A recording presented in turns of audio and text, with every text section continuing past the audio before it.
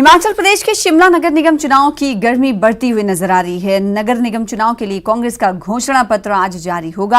आज चुनाव को लेकर कल कांग्रेस कोऑर्डिनेशन कमेटी और चुनाव प्रबंधन कमेटी की बैठक भी हुई थी। बैठक कैबिनेट रोहित ठाकुर की अध्यक्षता में हुई, जिसमें कई बड़े नेता शामिल हुए। बैठक के बाद रोहित ठाकुर ने कहा कि शिमला नगर निगम चुनाव जीतकर कांग्रेस हिमाचल में चुनावी जीत का हैट्रिक लगाएगी। उन्होंने कहा कि पहले कांग्रेस ने लोकसभा का उपचुनाव जीता, फिर विधानसभा चुनाव जीता और अब शिमला नगर निगम चुनाव जीत कर हैट्रिक लगाएगी। आपको बता दें कि पिछले कई सालों से शिमला नगर निगम चुनाव पर बीजेपी का कब्जा रहा है और इस मौके पर बीजेपी पर हमला बोलते हुए रोहित ठाकुर ने कहा कि बीजेपी में भारी गुटबाजी है। चुनाव के समय पार्टी नेतृत्व के बदलाव के दौर से गुजर रही है। बीजेपी की हार उन्होंने कहा कि तय है। ये इनकी पार्टी का आंतरिक मामला है। ये चाहे किसको बनाए किसको निकाले, इससे हमारे को कोई फर्क नहीं पड़ता। लेकिन मैं समझता हूं जिनको चुनाव से की संध्या पर इस तरह से परिवर्तन लाना, कहीं ना कहीं भारतीय जनता पार्टी को अपने आप को बैकफुट में महसूस कर रही है। और मुझे पूर्ण विश्वास है, चाहे हमारे कार्यकर्ताओं की मेहनत से, जनता जनार्दन के आशीर्वाद से कॉर्पोरेशन में कांग्रेस पार्टी का ध्वज लहराएगा। इसके विपरीत भारतीय जनता पार्टी का जैसा भी बताया गया, इसमें अभी परिवर्तन की दशा में चला हुआ है। कौन आज वर्तमान में प्रधान है, कल को नहीं रहता है। मात्र 4-5 दिन के आसपास का समय है और वैसे भी युद्ध के समय में अपने सेनापति बदले नहीं जाते। ये मैं समझता हूं उनकी वीकनेस को, उनकी कमजोरी को शो कर रहा है।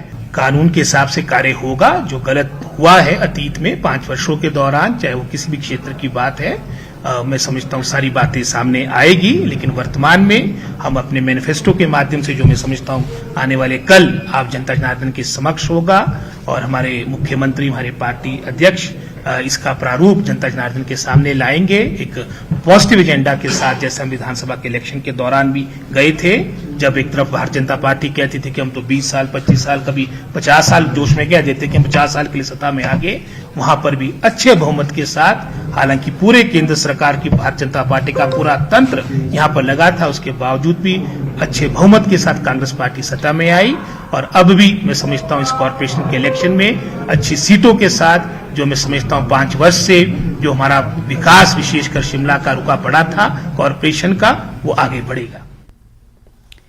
शिमला से बड़ी खबर है कि नगर निगम चुनाव के दौरान एक बार फिर चार्जशीट का जिन्न निकला है। कैबिनेट मंत्री रोहित ठाकुर ने इसके संकेत दे दिए हैं, जिसमें पूर्व की जयराम सरकार के दौरान लाई गई कांग्रेस की चार्जशीट को लेकर जांच कराई जा सकती है। रोहित ठाकुर ने कहा कि कानून के हिसाब से काम होगा।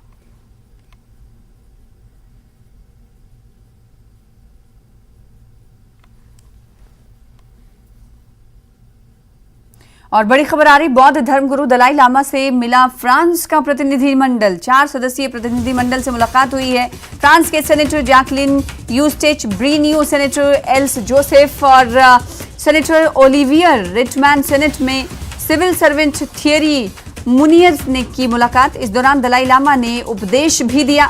मुल्क और मजहब के आधार पर पैदा हुआ भेदभाव दुनिया के लिए बड़ा खतरा है। उन्होंने कहा कि दया और करुणा का भाव हमें जन्म से ही मिला है।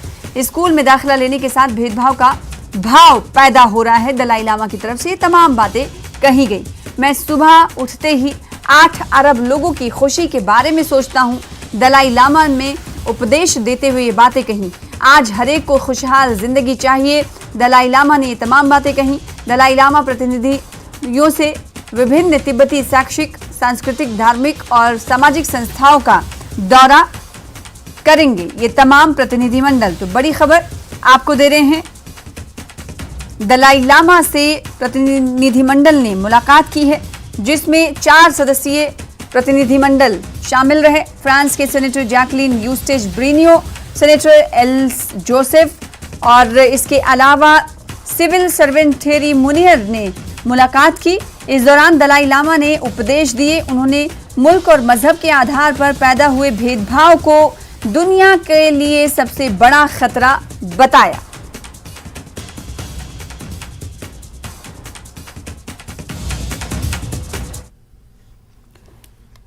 बौद्ध धर्मगुरु दलाई लामा को लेकर सोशल मीडिया में चल रहे हैं ट्रोल को लेकर सांसद और हिमाचल प्रदेश कांग्रेस अध्यक्ष प्रतिभा सिंह ने कहा कि इतने बड़े नेता और धर्मगुरु को ट्रोल करना दुर्भाग्यपूर्ण है।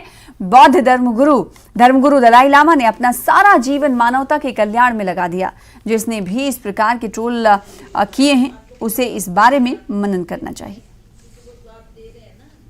जानकारी नहीं है, बट अननेसेसरली इतने टॉल लीडर को, इतने बड़े स्पिरिचुअल हस्ती को इस तरीके से उनको घेरा जाए, तो ये बहुत ही दुर्भाग्यपूर्ण बात है। मैं चाहूंगी कि एटलीस्ट जिन लोगों ने इस मुद्दे को उठाया वो इसको दोबारा इस पे मनन करे, और कोई ऐसी वजह नहीं है कि जिसने सारा जीवन अपना लोगों के लिए समर्पित किया है, कितनी डिफिकल्टी सिचुएशन में वो यहाँ रह रहे, और उन्होंने सदा सभी का मार्गदर्शन किया है, सभी को साथ लेकर चलने की बात कही है, तो उनके ऊपर ऐसा आरोप, गलत आरोप लगाकर उनकी छवि को धूमिल करने का जो प्रयास किया जा रहा है वो बहुत ही निंदनीय है, बहुत ही निंदनीय है। पंजाब के बाद अब